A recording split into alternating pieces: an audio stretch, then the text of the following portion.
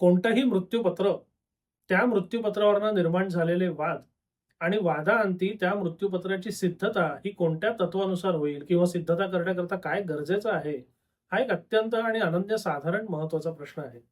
आणि याबाबत बहुतांश लोकांमध्ये फार मोठ्या प्रमाणावर गैरसमज पसरलेले आहेत. आपल्याकडे विविध ज्या कायदेशीर तरतुदी आहेत, त्या अनुषंगाने वैध मृत्यूपत्राचे घटक या सगळ्या तरतुदी त्या कायद्यांमध्ये करण्यात आलेल्या आहेत. आणि या सगळ्या तरतुदींचा एकत्रितपणे विचार करणारा एक महत्त्वाचा निकाल सर्वोच्च न्यायालयाने नुकताच जाहीर केलेला आहे. या प्रकरणामध्ये झालं काय होतं, तर एका मृत्यूपत्राबद्दलचा वाद सुनावणी म्हणजे ट्रायल कोर्टापासून सुरू होऊन तो थेट सर्वोच्च न्यायालयापर्यंत पोहोचला होता. आता सर्वोच्च न्यायालय या निकालामध्ये मृत्यूपत्राच्या वैधतेबद्दल, सिद्धतेबद्दल काय म्हणतं ते आपण बघूया. या संदर्भात मृत्यूपत्राच्या अस्सलतेचा किंवा खरेपणाचा प्रश्न न्यायालयासमोर येतो, तेव्हा न्यायालयाने काय करणं आवश्यक आहे याविषयी आपण थोडक्यात चर्चा करूया. भारतीय उत्तराधिकार कायदा अंतर्गत असलेल्या अतिरिक्त गरजा वगळता मृत्यूपत्र हे इतर कोणत्याही कागदपत्राप्रमाणेच सिद्ध करणं गरजेचं आहे.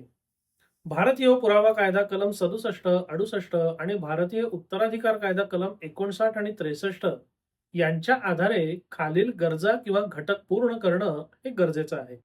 क्रमांक 1. मृत्यूपत्र सिद्ध करण्याची प्रक्रिया ही अटळपणे मृत्यूपत्र करणाऱ्याच्या मृत्यूनंतरची घटना असल्यामुळे या प्रक्रियेला एक विशिष्ट पवित्रता जोडलेली आहे. जर मृत्यूपत्रावर मृत्यूपत्र करणाऱ्याची स्वाक्षरी असेल, तर भारतीय पुरावा कायदा कलम 67 नुसार ती सही सिद्ध करावी लागेल. आणि जर गरज भासली तर त्यासाठी याच कायद्याच्या कलम 45 आणि 47 ची मदत घेतली जाऊ शकते. आता कलम 67 काय म्हणतं, की त्याच्यावर सही केलेली असली पाहिजे आणि ती सिद्ध झाली पाहिजे. कलम 45 आणि 47 काय म्हणतात, तर जेव्हा एखाद्या सहीचा खरे खोटेपणा तपासायची वेळ येते, तेव्हा तुम्ही त्या क्षेत्रातल्या तज्ज्ञांची म्हणजे हँडरायटिंग एक्सपर्ट वगैरे जे असतात, त्यांचं ओपिनियन म्हणजे त्यांचा अहवाल मागवू शकता. पुढचा मुद्दा, मृत्यूपत्र हे संबंधित व्यक्तीचे शेवटचे मृत्यूपत्र आहे हे सिद्ध करण्याकरता भारतीय वारसा कायद्याच्या कलम 63 नुसार साक्षांकित केलेलं असणं आवश्यक आहे. म्हणजे त्याला साक्षीदार असले पाहिजेत. हे काम स्वाक्षरी करून, अंगठ्याचा ठसा उमटवून किंवा मृत्यूपत्र करणाऱ्याच्या सांगण्यावरून व त्याच्या उपस्थितीत कोणत्याही तिसऱ्या व्यक्तीने स्वाक्षरी करून केले जाऊ शकते. अशा परिस्थितीत केवळ एकच नाही, तर 2 साक्षीदारांची चौकशी करणं आवश्यक ठरेल. म्हणजे जर त्यांनी स्वतः सही केली असेल किंवा कोणामार्फत त्याच्यावर सही करायला सांगितलं असेल, तर त्याच्याकरता 2 साक्षीदार असणं आवश्यक आहे. आणि या 2 साक्षीदारांची साक्ष होणं गरजेचं आहे. आणि या 2 साक्षीदारांच्या साक्षीच्या अनुषंगाने ते मृत्यूपत्र खरं किंवा खोटं याचा निकाल देणं अपेक्षित आहे. चौथा मुद्दा, मृत्यूपत्र करणारी व्यक्ती भारतीय वारसा कायद्याच्या कलम 59 नुसार सुदृढ मनाची असणे आवश्यक आहे आणि ते तसं सिद्ध करावं लागेल. म्हणजे कलम 59 काय म्हणतं, तर मृत्यूपत्र कोण करू शकतं? तर जो शारीरिक, मानसिकरित्या सुदृढ आहे वगैरे वगैरे जे आपल्या नेहमीच्या ज्या अटी असतात, ती एक महत्वाची अट आहे.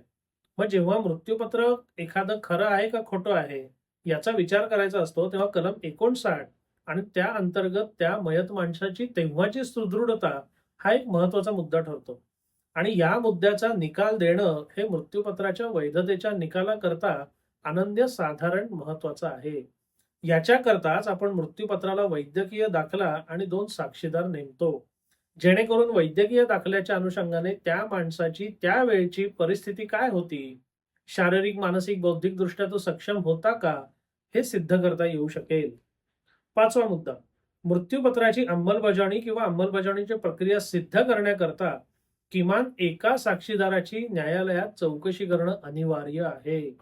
म्हणजे जेव्हा मृत्यूपत्राचा वाद न्यायालयात पोहोचतो आणि ते मृत्यूपत्र सिद्ध करायची वेळ येते, तेव्हा त्या मृत्यूपत्रात असलेल्या साक्षीदारांपैकी किमान एकाची साक्ष त्याच्या बाजूने होणं महत्वाची आहे.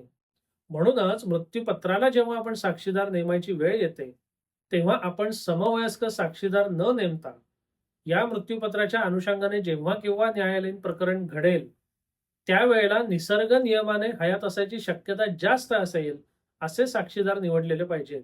म्हणजे आपल्यापेक्षा कमी वयाने आपल्या पुढच्या पिढीतले असे साक्षीदार जर तुम्ही नेमलेत, तर निसर्ग नियमानुसार ते तुमच्या नंतर काही वर्ष हयात असायची शक्यता अधिक आहे. आता दुर्दैवी किंवा घातपात किंवा अपघात असं काही निधन झालं तर गोष्ट वेगळी.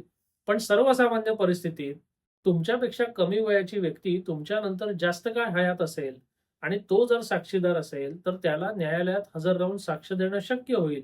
हा विचार आपण केला पाहिजे. 6वा मुद्दा. न्यायालयाने या संदर्भातल्या प्रकरणात स्वतःला 3 प्रश्न विचारणे आवश्यक आहे आणि त्यातून मिळालेली उत्तरे ही एका समंजस, सुजाण मनाचे समाधान करणारी असावीत. यामध्ये गणितीय तंतोतंतपणा शोधण्याची गरज नाही. ते प्रश्न खालीलप्रमाणे आहेत. प्रश्न पहिला. मृत्यूपत्र करणाऱ्याने मृत्यूपत्रावर स्वाक्षरी केलेली आहे का? दुसरा प्रश्न. मृत्यूपत्रातील तरतुदीचे स्वरूप त्या व्यक्तीने समजून घेतलेले आहे का? तिसरा प्रश्न. या तरतुदींचा परिणाम काय होईल हे त्या व्यक्तीने समजून घेतले होते का? आणि चौथा प्रश्न. मृत्यूपत्रात काय लिहिलेले आहे हे जाणूनच त्यावर आपली स्वाक्षरी केली होती का?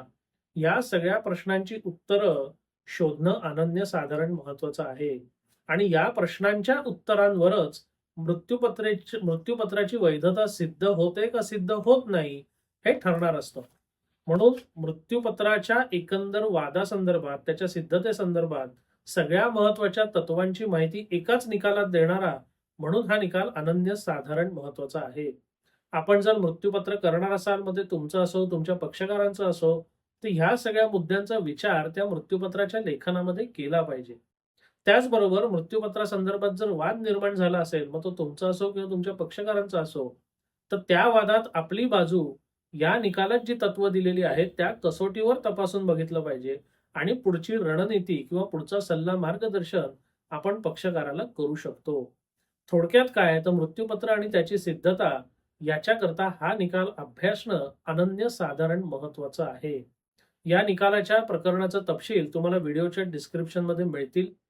हा निकाल, हा विषय, हा व्हिडिओ तुम्हाला कसा वाटला अवश्य कळवा. धन्यवाद.